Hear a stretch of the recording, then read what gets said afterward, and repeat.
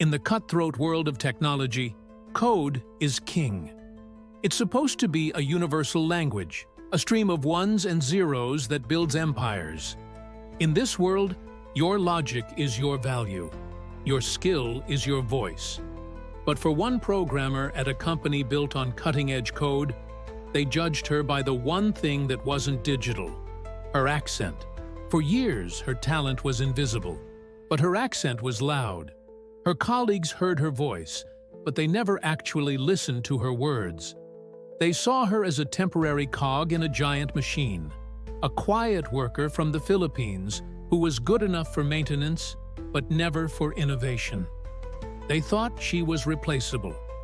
They were about to find out just how wrong they were, and it was going to cost them everything. Her name was Maya Reyes.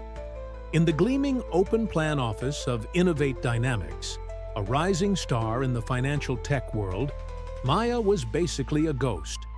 She was the company's living memory, the one and only caretaker of the Prometheus Protocol, the foundational code the entire company was built on. It was old, complicated, and unforgiving, written in a language most modern programmers didn't bother to learn. But Maya knew it like the back of her hand. Her days followed a quiet routine. She'd arrive early, her desk a small island of order in a sea of trendy chaos, and get to work reinforcing the digital foundations that let her colleagues build their flashy, headline-grabbing apps. Her work was critical, but it was completely unseen, like the steel frame hidden inside a skyscraper. The disrespect wasn't one big event. It was a slow, constant drizzle of condescension. It would happen in team meetings, where the lead developer, a slick, self-important guy named Chad, held court. Chad saw himself as the future of the company, a true visionary. He saw Maya as a relic. One Tuesday morning, the team was discussing a data bottleneck that was slowing down their main trading application. Clients were complaining. After 20 minutes of listening to Chad and his team propose a series of expensive, complicated patches, Maya finally spoke up. "Excuse me, Chad," she began softly, her voice carrying the distinct melodic cadence of her Filipino upbringing. "I don't think the issue is in the new application. It's a resource conflict in the Prometheus core. We don't need to rebuild anything. I can write a script to reroute the data query. It will be much faster." Chad stopped mid-sentence and turned, a smirk on his face. "Whoa, whoa, hold on," he said, holding up a hand as a few of his friends snickered. "Can we get a translator in here? Maya, sweetie, can you run that by us again? In, English?" The air in the room grew thick with cruelty. Maya felt a familiar heat rise to her cheeks. Her English was perfect. Her technical vocabulary was extensive. It was only the sound of her words that he chose to hear. She just nodded, her gaze dropping to her notebook. "Never mind," she whispered. The meeting went on. Chad proposed a 6-week overhaul, and their manager, a weak-willed man named Mr. Harrison, eagerly approved it. Harrison valued confidence over competence, and Chad's arrogance was a currency he understood. That afternoon, Maya wrote the simple script she had proposed. By the end of the day, she'd quietly implemented it, resolving the bottleneck before Chad's overhaul team was even assembled. The system's performance jumped by 30% overnight. The next day, Harrison sent an email to the department. A huge congratulations to Chad and his Tiger team for their brilliant, proactive work in resolving the data bottleneck. This is the kind of forward-thinking innovation that defines Innovate Dynamics. Maya read the email 3 times. No mention of her. Chad walked past her desk, caught her eye, and gave her a wink, as if they were in on a joke together. The joke was on her, and it wasn't funny. The slights became more frequent. Under pressure to create a more synergistic culture, Harrison circulated a memo titled "Best Practices for Professional Communication." It talked about the need for clarity and uniformity to avoid misunderstandings. It didn't name Maya, but it didn't have to. It was a piece of corporate jargon weaponized just for her, an English-only rule for an office of one. The final straw came when a new position was announced. Lead Architect, Prometheus Modernization Project. It was the job Maya had been dreaming of. She was the only person in the company who was truly qualified. She applied, her portfolio a testament to years of flawless maintenance and silent fixes. She never even got an interview. The job went to Chad. When Maya asked Mr. Harrison why, he couldn't meet her eyes. "Well, Maya," he started, shuffling papers, "this is a client-facing role. It requires a certain kind of communication skill. Chad is just a more natural fit for leading presentations. We need someone who inspires confidence." He didn't say the word accent. He didn't have to. The message was crystal clear. It didn't matter that her skills were the company's bedrock. In this world, appearances were everything. That evening, Maya went home, and for the first time in 5 years, she didn't log on to check the system. She updated her resume. The end came in a sterile, jargon-filled meeting. A month after she was passed over for the promotion, Mr. Harrison called Maya into his office. He had that practiced, sympathetic look managers use for delivering bad news. "Maya," he started, "we've been re-evaluating our structure. We're moving towards a more agile, cloud-native framework. We need to streamline." He droned on with words like synergy, optimization, and future-proofing. It was a smokescreen of corporate nonsense, and Maya sat through it patiently. Finally, the point. "Your role is being made redundant," he said. "We feel there's a cultural mismatch. There have been some communication barriers that are holding the team back." It was the coward's version of the truth. He was firing her for her accent but cloaking it in HR policy, echoing the legal arguments sometimes used to justify this kind of discrimination. He was claiming her accent interfered with her job, despite years of proof that it didn't. Maya didn't argue. She didn't plead. A strange calm washed over her. She had given this company everything. In return, they gave her humiliation. There was nothing left to say. "I understand," she said, her voice even. "When is my last day?" Relieved she wasn't making a scene, Harrison became brisk. "Today is fine. We'll have security escort you out. It's just standard procedure." As she walked back to her desk, the team fell silent. Chad looked up, a triumphant glint in his eye. No one else would meet her gaze. She packed her small box, a photo of her family, a programming manual, a chipped mug. With a security guard standing by, she walked out of Innovate Dynamics for the last time. Not with tears, but with a profound sense of release. Back in the office, the team was relieved. Chad held an impromptu celebration. "To streamlining," he toasted. "Now we can finally move into the 21st century." They were confident, oblivious, and utterly doomed. They had just cut the load-bearing pillar of their entire operation and were celebrating the new view. For 3 weeks, everything seemed fine. Chad, the new lead architect, spent his time drawing diagrams on whiteboards. He never once logged into the Prometheus protocol's core terminal. He didn't know how. He just assumed it worked. Then came the storm.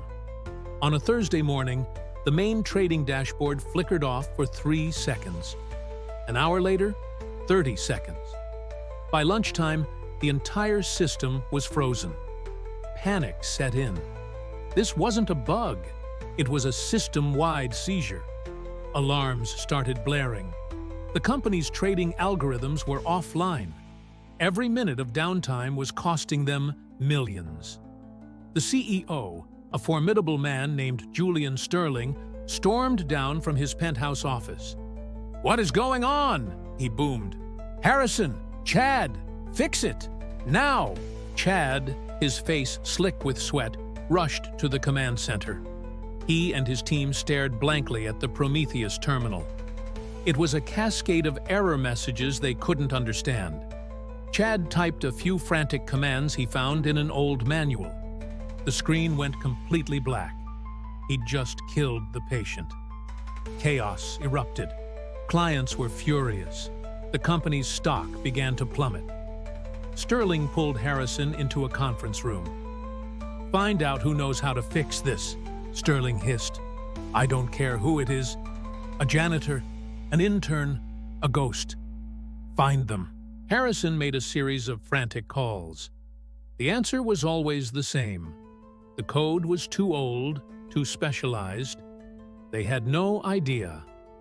Finally, a senior network administrator gave him the answer he was dreading.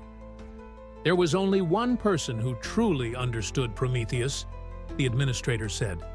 She built most of the fail-safes herself. But she's not here anymore. "Who?" Sterling demanded. Harrison swallowed hard, his career flashing before his eyes. "Her name is Maya Reyes," he stammered. I let her go 3 weeks ago." Sterling stared at him, his expression turning to ice. "You what? Why?" "There were performance issues," Harrison lied weakly. "Communication problems." Sterling snatched Maya's file. He saw years of flawless reviews and commendations, and then Harrison's termination note citing cultural mismatch. He looked from the file to the pandemonium on the trading floor, then back at Harrison's terrified face. The realization hit him like a punch. The communication problem wasn't Maya's, it was theirs. They hadn't listened, and now the company was paying the price. "Get me her number," Sterling growled. Now, the phone rang 4 times. Maya was in her apartment, tending to the plant she'd rescued from her desk. She'd seen the news alerts about Innovate Dynamics stock plunging, but felt only a distant sense of vindication. It wasn't her problem anymore. "Hello?" she answered calmly. "Is this Maya Reyes?" The voice was clipped, authoritative, and full of panic. "This is she." "Ms. Reyes, this is Julian Sterling, the CEO of Innovate Dynamics." Maya said nothing. She just waited, listening to the shouting and alarms in the background, the unmistakable sound of a world falling apart. "Ms. Reyes," Sterling began again, his tone shifting to a plea. "We have a critical situation. The Prometheus protocol has completely failed. No one can get it back online. We need your help." Maya was silent. She pictured Chad's smirk. She heard Harrison's condescending voice. She remembered the humiliation of being escorted out by security. The silence stretched on, each second costing Sterling's company another $1 million. "Please, Ms. Reyes," Sterling said, his voice cracking. "We are in serious trouble. Name your price." This was the moment. The power had shifted. She was no longer the quiet programmer. She was the only person in the world who could stop the bleeding. "Mr. Sterling," she said, her voice perfectly level, the accent he'd never heard now the most important sound in his world. "My price is not a consulting fee. If you want my help, we will be discussing a new employment contract." There was a pause. "Of course, anything," he said quickly. "What are your terms?" "First," Maya said, her confidence unwavering, "my salary will be triple my previous compensation." "Done." "Second, my new title will be Principal Systems Architect. I will have full autonomy and report directly to you, not Mr. Harrison." "Agreed," Sterling said, the desperation palpable. "Third, I want a formal, written apology from Mr. Harrison and Chad, acknowledging their unprofessional conduct. That apology will be distributed to the entire technology department. A longer pause. This was about justice. Consider it done, Sterling finally conceded. And fourth, Maya added, Innovate Dynamics will immediately fund a mandatory, company-wide diversity and inclusion program, focusing on national origin and accent discrimination. This is non-negotiable. She was demanding not just personal restitution, but systemic change, reflecting the kind of accountability sought in real-world discrimination cases. Sterling was silent for a moment, processing the scale of his surrender. He had no choice. The terms are acceptable, Ms. Reyes, all of them.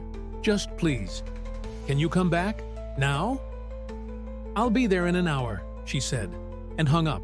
When Maya walked back into Innovate Dynamics, it was to a scene of utter chaos. They parted before her like the Red Sea, their faces a mixture of awe, hope, and shame. Mr. Sterling met her at the door. Ms. Reyes, thank you for coming. Maya simply nodded and walked past him to the command center. Chad stood by the dead terminal, defeated. He flinched when he saw her. She didn't even look at him. She sat down, her fingers flying across the keyboard. The dead screen flickered to life. For the next 2 hours, she worked in complete silence as the entire department watched, mesmerized. She wasn't just writing code, she was performing surgery.